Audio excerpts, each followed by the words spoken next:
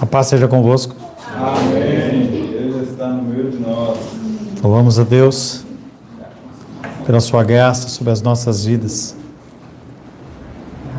pela saúde, pela comunhão, pelo privilégio que temos de adorar ao Senhor em alta voz, sem temermos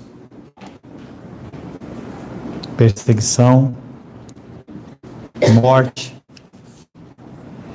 Deus nos privilegia com essa situação e nós estamos alegres. Amém. Glória a Deus. Seu Jesus está vivo ou morto? Vivo.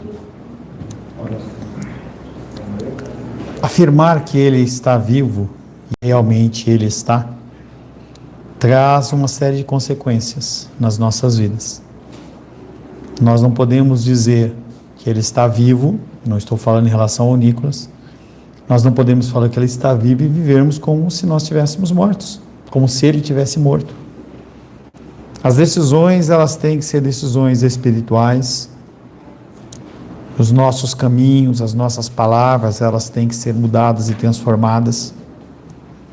E por isso, para isso serve a ressurreição. A Páscoa foi instituída. Vê meu óculos, por favor, ali. Bem, a Páscoa ela foi instituída durante a data em que os judeus comemoram a libertação da fuga do seu povo do Egito. A palavra Páscoa vem do hebraico Pessá, referindo-se à festa judaica, à qual a Páscoa cristã está intimamente ligada pelo sentido simbólico de passagem. No Antigo Testamento, essa Páscoa representava a passagem daquele povo da escravidão para a liberdade, a passagem pelo Mar Vermelho com os pés secos. A Páscoa cristã, ela não é contemplada por ovos, que advém de uma cultura pagã, com muitas lendas à sua volta, e sim por um sentimento profundo de gratidão pelo sacrifício de Cristo na cruz do Calvário e posterior ressurreição. Vocês pais têm que tomar um cuidado grande com isso. Chocolate pelo chocolate, ele é algo abençoado, criado pelo Senhor. O cacau provém da criação do Senhor, e o chocolate, ele advém disso. Mas quando você permite, por algum motivo, que o teu filho, tua filha, eles convivam com esse tipo de misticismo, isso é um problema. Porque a criança, ela ouve sobre a ressurreição, sobre a morte dentro da igreja, e quando chega na escola, você acha que é normal pintar a carinha do teu filho, entregar ovos de Páscoa, e tudo é uma questão de simbolismo. Os símbolos, eles são importantes. Nós temos como símbolos do cristianismo, primeiramente o peixe, não é a cruz. O peixe que representa um símbolo, uma forma dos cristãos se identificarem dentro do primeiro século, durante a perseguição. E também a cruz, que representa a morte e ressurreição do nosso Senhor. A cruz não está mais com ninguém nela, ela está vazia. Porém, os ovos, os coelhos, eles têm a ver com a festa da fertilidade, ou a festa em que havia transição entre uma passagem e outra. Então, para que as pessoas tivessem boas colheitas, para que os seus animais eles fossem férteis, eles faziam festas pagãs, com sacrifícios carnais, sacrifícios animais, com o objetivo de atrair uma certa fertilidade naqueles animais. Então, ovo de Páscoa, coelho de Páscoa, não tem nada a ver com o cristianismo. Não tem nada a ver com o simbolismo do cristianismo. E pode ser que você fale assim, poxa, é muito radicalismo, mas a fé cristã, ela é radical. Ela é assim. O dramático está dito por Jesus no Evangelho de João, capítulo 19, verso 30. Dizia que o sofrimento de Jesus havia terminado, que o mistério da justificação de pecados estava completo. Aquilo que foi designado a Cristo cumprir dentro dos preceitos do Antigo Testamento, ele o fez e o fez com excelência. Sua obediência total e perfeita à vontade do Pai foi realizada até a sua morte e nos deixa isso como exemplo. A ressurreição, o momento e o modo em que ocorreu não são descritos, mas a vida do ressuscitado após a sua ressurreição, sim. Nós não sabemos como que aconteceu, se o corpo juntou a carne, se foi transladado, a gente não sabe, a Bíblia não fala a respeito disso. Primeiramente, houveram sinais de ausência, houveram sinais do sepulcro vazio, lençóis de linho caros daquela época, abandonados. Depois, com a sua voz e figura de sempre, inclusive mostrando as suas marcas, por exemplo, para Judas, referente à sua crucificação. É essencial identificar o que ressuscitou com o mesmo que morreu na cruz. O mesmo que morreu na cruz foi aquele que ressuscitou. As manifestações de Cristo têm objetivos. As coisas acontecem dentro do mundo espiritual, dentro do cristianismo, tem objetivos. E Cristo então começa a designar a mim, a você e aos discípulos dons, encargos. Jesus estava partindo e ele deixa as suas últimas instruções até o seu retorno. Quero convidar você a abrir a palavra de Deus no Evangelho de João, capítulo 20.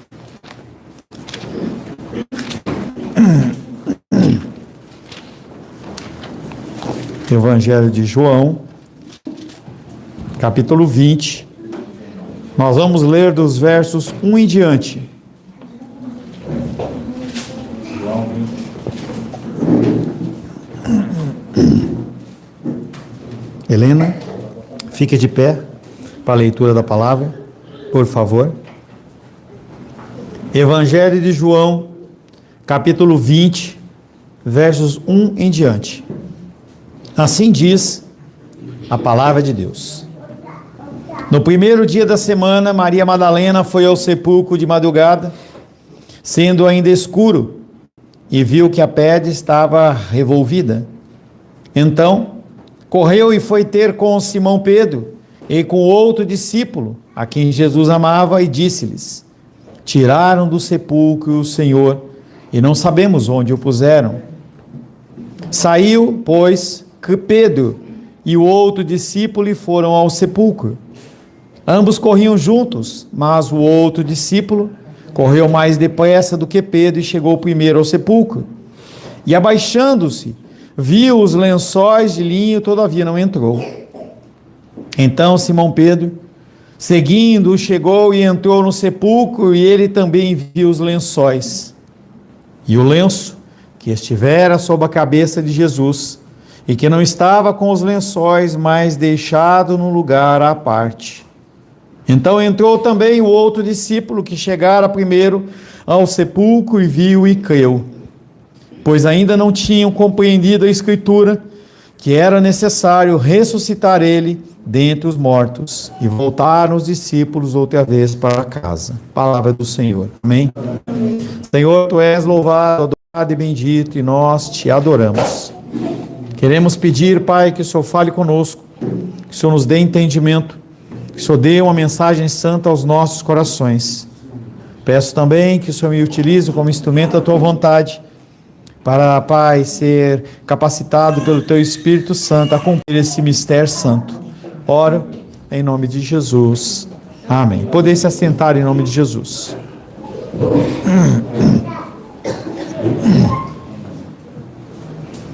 Seu Jesus está vivo ou está morto? Mais uma vez, Helena, por favor, deixa o brinquedinho de lado. Você já tem tamanho para você prestar atenção no que eu estou falando, como a Manu está prestando atenção, como a Júlia está prestando atenção. Não é hora de brincar com o coelhinho, não é hora de brincar com o copo, é hora de você prestar. Quiser ficar aí, fique. Mas se quiser ficar aí, você fica sem brincar, tudo bem? Seu Jesus está vivo ou morto? É uma pergunta pertinente por causa da mudança de comportamento que tem que advir a partir do momento em que você declara que ele está vivo. Todo esse capítulo 20, ele está claramente delimitado em seu começo pela indicação cronológica do primeiro dia da semana em que Jesus morreu, que Jesus ressuscitou, em contraste com o anterior que fala do sexto dia em que ele morreu. O sexto dia culminou na finalização por Jesus do projeto criador de Deus. Então, quando Jesus fala, está consumado, o que foi começado lá no Jardim do Éden, Deus criando a luz e todas as coisas, ele finda a criação, naquele momento dizendo que está consumado. Abre-se a Páscoa, que tem como objetivo a sua realização nos outros homens. A Páscoa agora, essa transformação, essa ressurreição, essa mudança de comportamento, essa mudança de entendimento tem a ver com a minha mudança e a sua mudança. O primeiro dia começa com a cena de caráter nupcial. É uma cena de casamento. A noiva, representada por Maria Madalena, vai ao sepulcro encontrar o seu noivo Jesus, aquele que é o Messias, o esposo no jardim. Primeiro versículo, João capítulo 20, verso 1 diz: no primeiro dia da semana, Maria Madalena foi ao sepulcro de madrugada, sendo ainda escuro, e viu que a pedra foi removida. Por que uma mulher? Porque Maria Madalena, nós falamos hoje pela manhã, a questão de você usar um critério de contradição. Você acredita tanto naquilo, que você usa elementos contrários ao que é o entendimento social e popular, para demonstrar que Jesus ressuscitou. Eles usam a figura de uma mulher, que não era, dentro da cultura judaica, uma pessoa como mulher que poderia dar algum testemunho que era levado em conta como verdadeiro. Evangelho de João situa imediatamente depois da preparação, o primeiro dia da semana. Não importa para João mais a Páscoa dos judeus. Foi um momento, marca um momento em que há a morte e ressurreição de Cristo, mas aquilo fica para trás. Terminada a criação de Deus, com está consumado, se inicia uma nova criação, que é exatamente o que tem que acontecer comigo e com você. Uma nova criação. Terminada a Páscoa judaica, se inicia um novo ciclo, a Páscoa definitiva. A minha vida e a sua vida de voltar às velhas práticas. Nós nos despojamos do velho homem, nos vestimos desta nova verdade e temos que agir, pensar e falar como essa nova verdade assim nos determina. João se fixa no tempo messiânico imediatamente à morte de Jesus. O último dia que findou na cruz, vem apresentando agora o primeiro dia em que abre um novo tempo. Um novo tempo e um novo templo. Não há mais um tempo específico. Você pode adorar ao Senhor em qualquer lugar, não há um lugar específico. Você tem que estender, inclusive, essa adoração que se inicia dentro do templo aqui, dentro da sua casa, dentro do seu trabalho, onde você estiver. De madrugada indica o momento em que se inicia a aparição da luz. Aonde existem as maiores trevas, é onde nasce a maravilhosa luz. Maria vai ao sepulcro, possuída pela falsa concepção da morte. Ela não entende que o novo dia já começou. A partir do momento em que Jesus ressuscita, é um novo tempo. Mas ela não vai visitar um vivo, ela vai visitar um morto. Ela foi buscar Jesus morto no sepulcro. Cantares capítulo 3, verso 1. Provérbios, Eclesiastes, Cantares.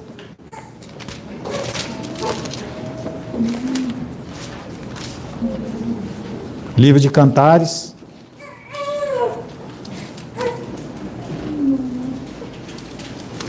Cantares 3:1 diz: a esposa, a noiva: de noite no meu leito busquei o amado da minha alma, busquei-o e não o achei. Maria Madalena, que representa a minha pessoa, representa a sua pessoa, dentro dessa dificuldade. Ela foi buscar no morto, mas Jesus, ele está vivo. Maria crê que a morte triunfou. Ao buscar o sepulcro e não buscar um Jesus vivo que havia sido proclamado, ela busca o morto. A fé na vida está ausente de Maria Madalena e dos discípulos que apareceram em seguida, que também não conseguem ver Jesus como vivo. A pedra posta teria sido o selo da morte definitiva, mas ela, Maria Madalena, esqueceu que a morte de Jesus não interrompe. A pedra não interrompe. Nenhum dos planos do Senhor pode ser frustrado. E a vida de Jesus, ela não pode ser impedida por nada. João capítulo 20, verso 2. Correu então Maria Madalena e foi ter com Simão Pedro e o outro discípulo. Quando ele fala o outro discípulo, é porque ele fala em terceira pessoa. Ele é João e é ele que escreveu. O outro discípulo a quem Jesus amava. Ele lhes disse: retiraram o Senhor do sepulcro e não sabemos onde o puseram. Ela continua buscando um Jesus morto. A reação de Maria é de alarme e vai avisar os discípulos. O roubo de túmulos era uma coisa comum, porque dentro dos túmulos eles haviam especiarias que eram caras, haviam panos como de linho fino que eram utilizados para envolver as pessoas mortas, e os ladrões de túmulos, eles iam lá, roubavam essas coisas. Se a gente vê hoje as pessoas roubando fios, as pessoas abrindo túmulos para roubar dente de ouro, naquela época os recursos eles eram muito mais escassos, tanto que havia uma pena de morte, determinador romano dizendo: se você for pego e você for comprovado que você assaltou um túmulo, você vai ser morto. Era séria a coisa. A menção do sepulcro, da pedra e do discípulo amigo de Jesus relaciona esse episódio com o de Lázaro. Lázaro que foi ressuscitado por Cristo. Em vez dela anunciar que havia sido retirada a pedra, Maria anuncia que levaram o Senhor. Aquilo era sinal de vida e ela interpreta como sinal de morte. Quantas vezes, nas lutas e dificuldades das nossas vidas, nós vemos aquilo como o fim. Estava ministrando essa semana para um casal que está passando por uma série de dificuldades financeiras e ele olhou para mim e falou assim: pastor, nós estamos no fundo do poço. E eu olhei para ele e falei: você tem comida na sua mesa? Você tem um teto sobre a sua cabeça? Você tem roupa no teu armário? Você tem clientes na sua empresa? E eu fui descrevendo, e aquele homem ele foi se constrangendo, porque ele só conseguia ver a morte, enquanto que a vida, ela vem sempre através da dificuldade e da dor. O último que nós vimos foi nosso pequeno Lucas, em que ele gera dor. Mas a gente poderia falar da Isabela e de todos os outros que antivieram, em que, independente se é cesárea ou é um parto normal, sempre vem antes a dor. Mas a palavra de Deus diz que depois que o neném nasce, aquela dor, ela quase que ela desaparece. É olhada como uma coisa do passado. Maria Madalena, em vez de anunciar a vida através da pedra que estava tirada, ela anunciou a morte. Para ela, Jesus é o Senhor, mas um Senhor impotente. Ela pensa que a morte venceu. Ela ainda acha que Jesus Cristo está à mercê do que homens poderiam fazer com ele. Quantas vezes nós, diante das dificuldades das nossas vidas, nós olhamos para o nosso Deus como se ele fosse impotente. Nós não ousamos nem orar. Pessoas estão enfermas ao nosso lado e as pessoas simplesmente não oram. Se Deus ele vai executar um sobrenatural ou não, não é nossa responsabilidade. A Vânia entrou e falou assim: eu estou com uma tremenda dor de cabeça, sinusite. Como é que é na sinusite? É enxaqueca. A minha função é orar. Nós temos que executar essas ações de fé. Essas ações de fé, elas mostram que Jesus Cristo realmente para nós, ele está vivo e ele ressuscitou. Maria não superou a experiência da entrega e da morte de Jesus. E ela fala: não sabemos aonde foi posto. Esse não sabemos, ele está falando de uma comunidade que está perdida, que não sabe o que vai acontecer. Maria pensa que existem terceiros que, com poder hostil, se apoderaram de Jesus e o colocaram fora do alcance dos seus. A comunidade, simbolizada por Maria, sente-se perdida sem Jesus. A atitude de busca do Senhor, ela tem, mas a busca de um Senhor morto. João capítulo 20, verso 3 e 4. Saiu então Pedro com outro discípulo e se dirigiram ao sepulcro. Os dois corriam juntos, mas o outro discípulo correu mais depressa que Pedro e chegou primeiro ao sepulcro. O sepulcro é mencionado 9 vezes nesse espaço de tempo que nós lemos nessas passagens, nos versículos, mostrando que a ideia de Jesus morto é a que domina pela toda a comunidade. Não se recorda que o sepulcro está num jardim. Um jardim que é lugar de vida. Existe toda uma vegetação. O sepulcro, ele é um sepulcro novo, simbolizando vida. Ambos os discípulos, Pedro e João, têm a mesma reação diante da notícia que lhes dá Maria. Eles correm em direção ao sepulcro. Os dois correm juntos, mostrando como Jesus era importante para eles, apesar desta desconfiança. Por que eles correram? Também eles não confiavam na vinda de Cristo. Pedro, que havia negado Jesus, João, que havia recostado a sua cabeça no peito de Jesus, em que Jesus, ele vai lá e entrega a sua mãe para ele. Já havia falado várias vezes em relação à vida que iria retornar, mas eles não acreditavam. Havendo quase nenhuma fé, porque se houvesse fé como um grão de mostarda, as coisas elas seriam diferentes. Havendo quase nenhuma fé, tanto nos discípulos quanto nas mulheres, é impressionante que tivessem tão grande zelo em buscar a Cristo. Assim, o Espírito de Deus às vezes opera nos eleitos de maneira secreta. Falava isso pela manhã, sobre a fé, que faz com que você se desloque, que faz com que você entregue recursos, que faz com que você disponibilize seu tempo, enquanto você poderia estar num bar, você poderia estar em tantos outros lugares. Desta semente, por fim, fluiu uma fé verdadeira e sincera, a qual, deixando o sepulcro, acendeu a glória celestial de Cristo. Antes, pareciam descrentes, e fizeram pouco progresso nesse período de tempo, da morte de Cristo, da vida de Cristo, da morte de Cristo, até a ressurreição. Mas a ressurreição faz algo novo neles, gera um sentimento de força, de poder. A gente vai ver lá em Atos dos Apóstolos, aqueles homens se alegrando por sofrerem e padecerem sacrifícios por Cristo.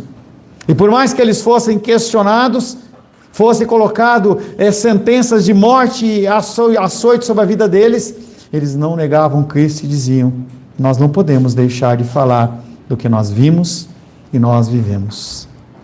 João capítulo 20, verso 5 diz: inclinando-se, viu os lençóis no chão, inclinando-se viu os lençóis no chão, mas não entrou. Os lençóis ainda no túmulo são um símbolo da ressurreição de Cristo, pois não era provável a remoção de um corpo como o de Jesus, nu, mas sim envolvido em algum pano, até para não ficar tão escandalizado. E não havia possibilidade também de você ter ladrões roubado aquele túmulo, porque os panos, eles estavam lá ainda. São coisas que os judeus, eles sabem disso. Talvez você tenha alguma dúvida, mas para o judeu é uma coisa comum. O discípulo vê os lençóis, que é um sinal de vida, mas ele continua não compreendendo e nem aceita.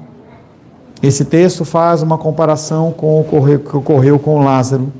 Lá Jesus mandou tirar a pedra, mandou desatar Lázaro para deixá-lo ir. Aqui acham a pedra tirada e os lençóis não podem prender Jesus. Aqueles lençóis, eles eram envoltos na figura da pessoa. Havia a condição das especiarias, é como se fosse quase uma mumificação. Havia um peso tremendo sobre a figura da pessoa. 10 quilos, 15 quilos, não era algo que a pessoa conseguia se desvencilhar facilmente. Mas ali estavam apenas os panos. Jesus não estava mais. Depois das ligações de Pedro no ato diante do sumo sacerdote: eu não conheço esse Deus, eu não conheço esse Jesus, eu não sirvo ao Nazareno. João, ele tem um gesto de amor por Pedro. Ele não entra e ele simplesmente espera que Pedro chegue, como um ato de reconciliação com ele. Tendo seguido a Jesus, disposto a morrer com ele, pelo menos através da palavra, Não afirma sua superioridade diante daquele que o negou, mas pelo contrário, o deixa entrar antes, para que expresse primeiro o seu amor a Jesus. João olha para toda aquela situação e ele vê uma forma de abençoar Pedro.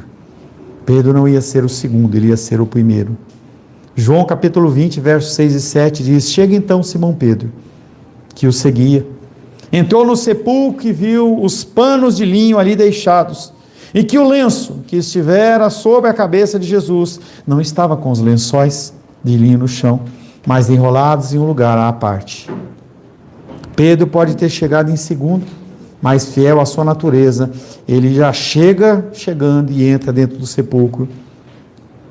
Ele cujo compromisso feito a Jesus se frustrou, dizendo não, ele sente-se agora seguro, seguindo o Jesus, seguindo o discípulo amado.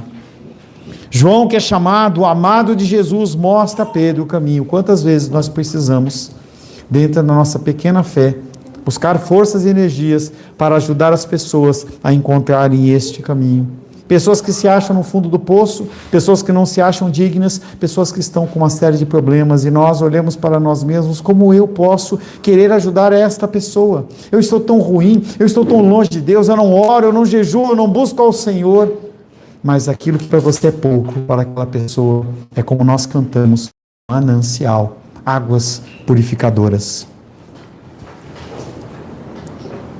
Dentro do sepulcro, Pedro vê o que João viu da porta: os lençóis postos, ou seja, sinal das bodas preparadas. Mas ele também observa algo que João não tinha visto: um lenço. Dentro da cultura judaica, eu li num livro, diz assim, que quando a pessoa ela gosta de uma visita, ela esquece algo. Então, se eu vou na sua casa, e a cultura judaica, se eu esqueço uma caneta, eu esqueço a minha Bíblia, eu esqueci a Bíblia na casa do Carlinhos, entendeu? Se você esquece algo, é um símbolo de falar assim: eu tenho que voltar nessa casa. Essa casa eu fui tão bem tratado. Mas como que ele foi bem tratado se mataram ele, se judiaram dele? Mas o amor dele por nós, ele é acima dessas coisas naturais e materiais. O amor dele é um amor sobrenatural. E ele quer voltar. Ele está falando de uma segunda vinda. Ele falando assim: eu vim para essa terra, eu sofri e padeci, mas há pessoas nessa terra em que eu vou vir buscar. Por isso que ele deixa o lenço de lado. Dentro do sepulcro, Pedro vê o que João viu da porta, os lençóis, mas também vê o lenço. O lenço é o único elemento comum da sepultura de Jesus com a de Lázaro, que é um símbolo de morte. As faixas que atavam Lázaro, o impedindo de andar, não contiveram a Jesus. O lenço separado mostra que a morte se afastou dele para sempre. Ele afasta o lenço dos lençóis para dizer: não existe mais morte. A partir da ressurreição com Cristo, acabou o problema. Não há pranto, não há choro, não há ranger de dentes. Há uma vida eterna, sem nenhum tipo de dor. Coisas que tua mente não consegue pensar, que o teu ouvido não ouviu, são o que Deus tem separado para mim e para você após a ressurreição. Ao indicar que o lenço estivera sobre a cabeça de Jesus em vez de envolvê-la, ele torna a caracterizar a sua morte não como uma morte, mas como um sono. A morte não pode interromper os planos de Deus. Cumpre-se a predição de Jesus. João 2,19. Evangelho de João, capítulo 2, verso 19, diz assim: antes disso, perguntaram-lhe, pois, os judeus: que sinal nos mostras para fazeres estas coisas? E ele responde: destruí esse santuário, em 3 dias o reconstruirei. Naquele momento, essa profecia do Novo Testamento, do Evangelho de João, ela se cumpre. Matando Jesus, tentaram extinguir a presença da glória de Deus, que já tinha sido expulso do templo, transformando a casa do Senhor em casa de negócios, mas com isso condenaram o seu próprio templo à destruição. Estava falando com a Rosângela que eu vi uma reportagem em que um pastor de uma grande denominação, eu não sei se é uma verdade ou não, por isso que eu nem vou falar o nome, mas fala que ele recebe um salário de R$1 milhão por mês. R$1 milhão. E aquele pastor fala: eu estou abandonando essa denominação, porque eu vejo meus irmãos pastores passando lutas e necessidades, decidindo se pagam as taxas para poder ter o nome da igreja na porta, ou se eles põem comida na mesa. Essa luta de uma instituição acima de tudo. Eu gostaria muito que nós fôssemos ligados a uma igreja presbiteriana, batista ou Assembleia de Deus, que são as igrejas tradicionais, os pilares do cristianismo. Mas quando eu vejo esse tipo de coisa, eu me entristeço. Há sim a preocupação de eu conseguir ouvir a Deus para o que Ele quer para vocês como irmãos e como irmãs. Mas não há essa prisão, esse lastro de você não poder falar e fazer as coisas porque você tem que pagar uma taxa ali, tem que fazer uma coisa ali, que é uma obrigação e que não tem como fugir. Matando Jesus, eles tentaram extinguir a presença da glória de Deus, que já tinham expulsado do templo, transformando a casa de Deus em casa de negócios. Mas com isso, eles condenaram o seu próprio templo à destruição. 70 depois de Cristo, os romanos vão lá e destroem totalmente o templo. Fica apenas aquela parede, que é a parede que representa o templo, em que os judeus ficam fazendo oração, esperando a volta do Messias, a volta de um Messias que, segundo eles, querem que reconstrua novamente o templo para a glória de Israel e não para a glória de Deus. A morte de Jesus pesa sobre a instituição judaica. A morte vencida por Jesus elimina a instituição que o condenou. Tudo que se levanta vai ser destruído. Tudo que se levanta contra a igreja não vai prevalecer. As portas do inferno não prevalecerão contra a igreja. Esse lenço que estava dobrado à parte, separado das faixas de linho, e significava a sua ressurreição. Pode-se ver o contraste com a ressurreição de Lázaro, que saiu do túmulo usando sua mortalha, com as roupas fúnebres adicionadas, ainda enroladas na sua cabeça. O corpo ressurreto de Jesus passou através das roupas, especiarias e tudo mais, da mesma forma que depois ele entrou na sala fechada. A gente tem o santo sudário, um pedaço de pano, em que as pessoas elas ficam tentando desmistificar o cristianismo, mas ninguém consegue mostrar cientificamente que aquilo não ocorreu. Algo aconteceu de uma forma sobrenatural, em que um corpo todo ungido de especiarias, ele passa por aquele pano e deixa estampado como uma tatuagem naquele pano.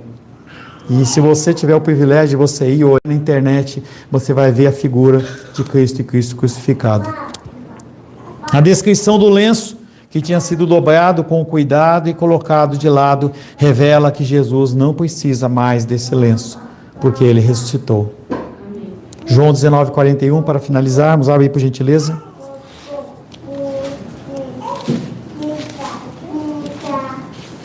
Evangelho de João, capítulo 19, verso 41, diz assim: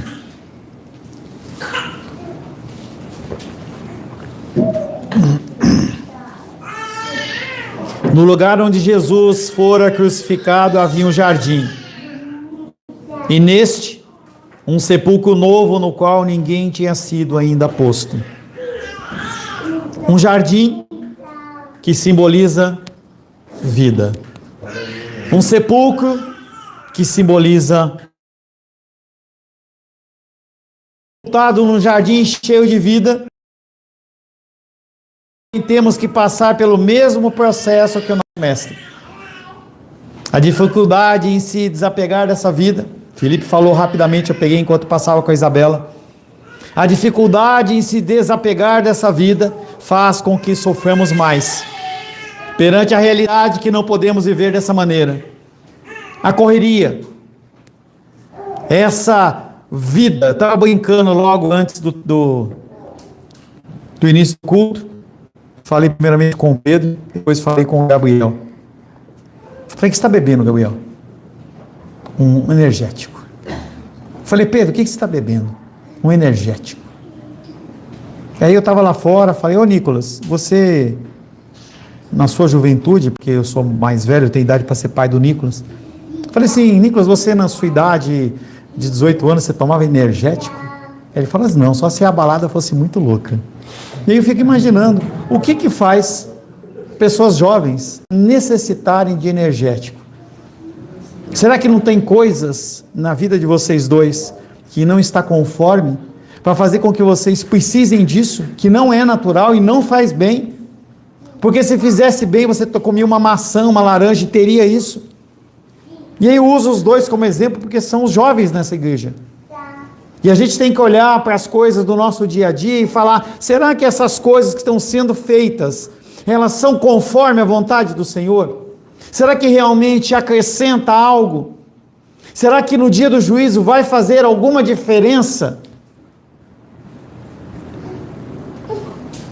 A dificuldade em se desapegar dessa vida faz com que soframos mais perante a realidade que não podemos viver dessa maneira. Ou você, ou eu, sirva a Deus, ou nós vamos servir aos prazeres da nossa carne. Quando abrimos mão da satisfação terrena, não só contemplaremos mais claramente a vida eterna, como também atrairemos outros a este caminho. Por que nós não atraímos pessoas para o caminho de Cristo? Porque talvez as pessoas olhem para mim, olhem para você, e não vejam pessoas que realmente são cristãos, e que têm o cristianismo verdadeiramente. E aí eu pergunto para você, novamente, conforme os seus atos, conforme o seu jeito de falar e pensar, acho que o Alex falou na semana passada a respeito disso, o seu Jesus, ele está vivo ou ele está morto? Senhor, em nome de Jesus, reconhecemos que sem a tua ressurreição a nossa fé é vã. Sem o teu amor e o teu cuidado, Pai, nós estaríamos perdidos. O livro de Romanos diz, Pai querido, que aqueles que não são filhos são entregues à sua própria carne e são considerados diante do Senhor como indesculpáveis. Temos, Pai querido, nos deixado enredar pelas coisas desta vida. Temos que trabalhar, temos que estudar. Tantas coisas, Pai querido, que o Senhor criou para que nós pudéssemos desfrutar. Mas nós não podemos esquecer que o Senhor está sempre em primeiro lugar. Porque se nós esquecermos disso, nós estaremos gastando as nossas forças e energias de uma maneira vã, desprezando inclusive, Pai, a tua morte e a tua ressurreição.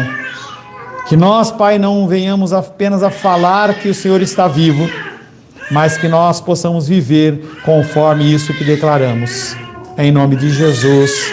Amém. Graças ao nosso bom, querido e amado Deus.